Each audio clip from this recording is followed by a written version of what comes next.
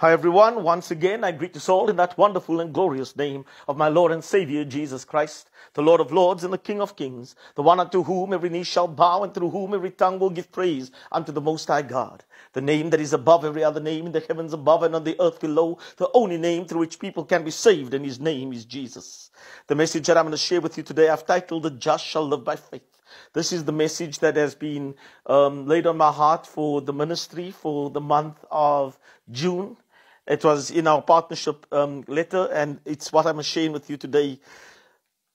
My foundational text today is taken from the book of Hebrews chapter 10 verse 38, and it reads as follows in the New King James Version of the Bible. Now the just shall live by faith, but if anyone draws back, my soul has no pleasure in him. As I was preparing this message, I realized how apt this message is to me at this very moment in time. Last week, I spoke to my elder sister who owns the company that I work for regarding where I'm at and the decision I feel led to take within the property industry. And she communicated that to my second elder sister, who in turn basically then contacted me and during our conversation advised that maybe I should hold on until I get something else. Unfortunately, even though that is wise counsel, that isn't how God operates. To walk with God is a walk of faith. In the book of Hebrews chapter 11, which many theologians describe as the hall of faith, we read that faith is the tangible evidence of what we hoped for that was not physically visible at the time. Faith comprehends as a fact what cannot be experienced by the physical senses. That portion of scripture explains that it is by faith that believers understand that the universe was created by the word of God and that God spoke it into existence. We are further told in that portion of scripture that Abel offered a more acceptable sacrifice to God than Cain by faith, which makes me realize that our tithes and offerings is considered as an act of faith and a declaration that we believe that God is our source. We read about Enoch that was raptured by faith, and that assures me that our faith in Jesus as the Savior of the world will ensure the same for us should we be upon the earth when he returns. My friends, that portion of scripture makes it clear in verse 6 that without faith it is impossible to please God. We are told that Noah prepared and built the ark by faith, and I'm comforted that in the same way our faith in Christ will prepare us for the retribution to come upon the earth and ensure that we are saved. By faith, Abraham obeyed God when he was called and left not knowing where he was going. God doesn't always reveal everything to us when he gives us the vision. He gave Abraham a promise and showed Joseph the end, but not the process.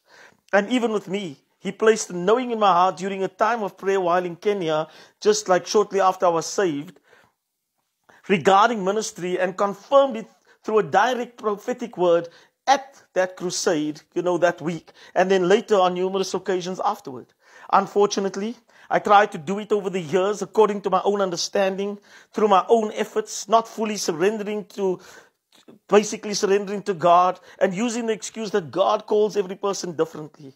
Peter, James, and John, I'd say, left all to follow Jesus. But the Apostle Paul worked and ministered. So I decided that I'm called to work and do ministry. Unfortunately, in all honesty, that was a decision made from a lack of faith that God would provide, and that my faith was not fully placed in God's provision, but attached to properties that I had been mandated to sell. In 2020, during the COVID pandemic, I took my hand off the plow slowly regarding ministry, but by actively deciding not to travel with the ministry I was serving in for crusades and focus on opening my own real estate offices to sustain me.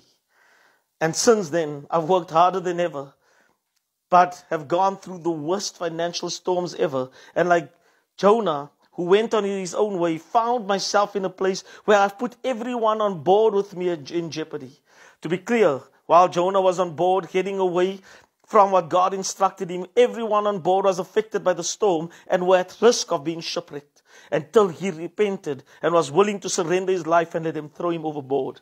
I received this in a post from a message from one of my cousins, not knowing where I'm currently at. Sometimes God closes doors because it's time to move forward. He knows you won't move unless your circumstances force you.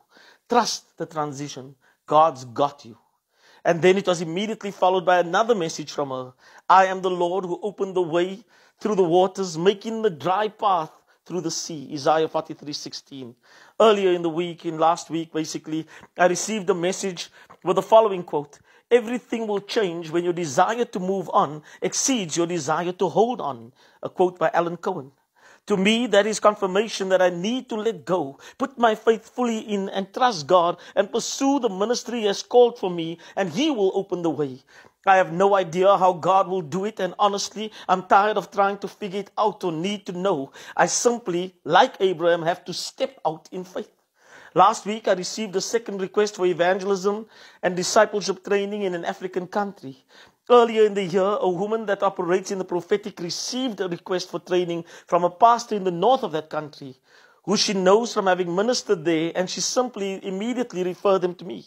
This time, a bishop from the south of the very country emailed me on the ministry email requesting the same. Ironically, I know a pastor in that country that I have desired to sow into toward the renovation of his church and thought about going there personally. The first time I restricted myself by restricting God and offered to do the training live through a social media platform, but not realizing that they are in a rural area and don't possess the necessary equipment and facilities for us to do that. This time, as I communicated, I'd done basic costing for travel and accommodation and thought I'd be okay because I had commission coming through and I'd be able to do it. However, the commission I depended on did not materialize, and as I kept communicating with them, the cost of the training conference and the crusade increased, as they don't have their own sound, a screen or projector, and approximately over 200 pastors will be attending the training from various surrounding areas, and they need to be fed 3 times a day. The strangest thing, while I was at a friend, we were talking about ministry, and this came up in a conversation, and she advised that she has a projector and a screen that I could use, just like that. 6,300 rand is off the budget, except what it will cost, obviously, to load the screen as extra luggage. Then on Tuesday, after the pastor asked me another pastor asked me how business is going, and also about the ministry. And then I told him about the request, and he said to me that I should forward him the quote for the food because there's a possibility that they could assist in that.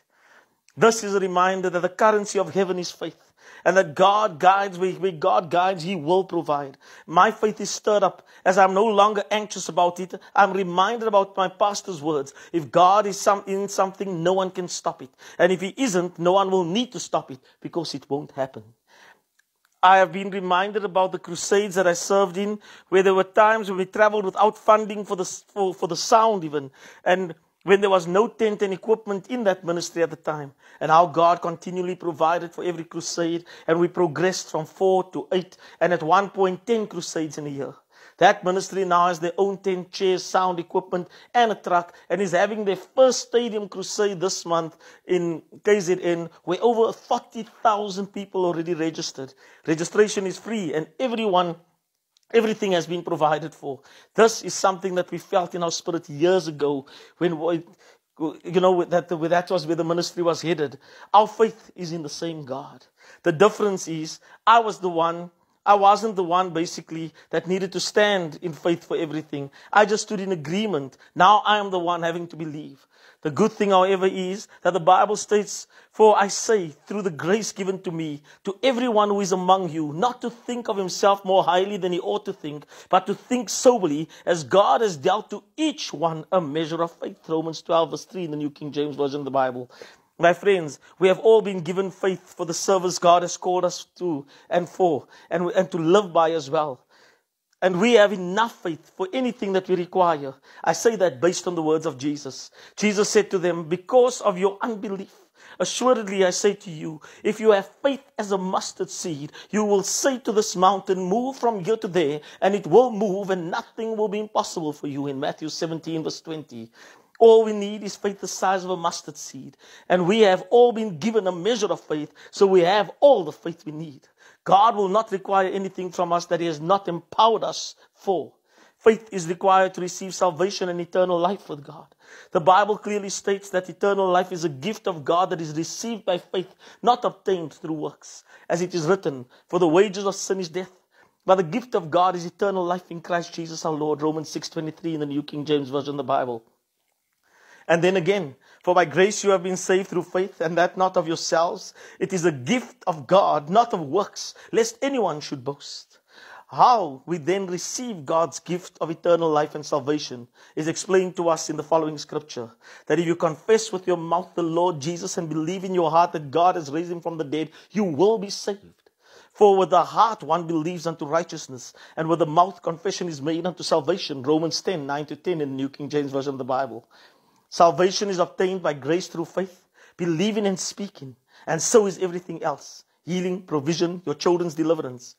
As Jesus said, for assuredly I say to you, whoever says to this mountain, be removed and cast into the sea, and does not doubt in his heart, but believes that those things he says will be done, he will have whatever he says. Mark 11:23 in the New King James Version of the Bible. I feel led to share this. When the Bible states, so then faith comes by hearing, and hearing the word of God, Romans 10:17. When the word of God is proclaimed, it activates your faith. It triggers it so that you can receive salvation, healing, deliverance, or provision. Now the Bible also states, thus also by faith itself. It is not, basically, let me just repeat that. Thus also faith by itself, if it does not have works, is dead. But someone will say, you have faith and I have works. Show me your faith without your works, and I will show you my faith by my works. You believe that there is one God, you do well. Even the demons believe and tremble. But do you want to know, O foolish man, that faith without works is dead? Was not Abraham, our father, justified by works when he offered Isaac, his son, on the altar? Do you see that faith was working together with his works? And by works, faith was made perfect. And the scripture was fulfilled, which says, Abraham believed God, and it was accounted to him for righteousness, and he was called the friend of God.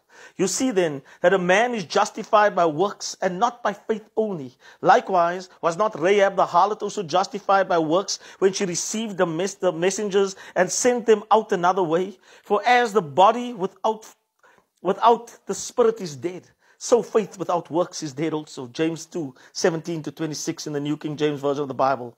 Now, by listening to that, you might think, this is a contradiction, as we are saved by grace through faith and not works. Well, you have a part to play in salvation, and that is to make the declaration of faith. And at times, when they do an altar call, is to respond to it.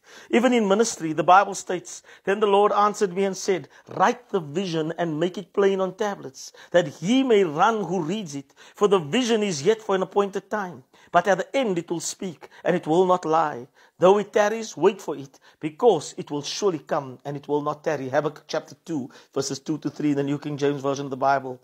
We have to communicate the vision, but we don't have to manipulate anyone. God already has people on whose heart he has laid it to support the vision, just as he had in the wilderness when he instructed Moses to build a tabernacle. As it is written, then everyone came whose heart was stirred, and everyone whose spirit was willing, and they brought the Lord's offerings for the work of the tabernacle of meeting, for all its service, and for the holy garments. Exodus 35, verse 21 in the New King James Version of the Bible. If we have to manipulate anyone, then our faith is not in God. And we are clearly not living by faith.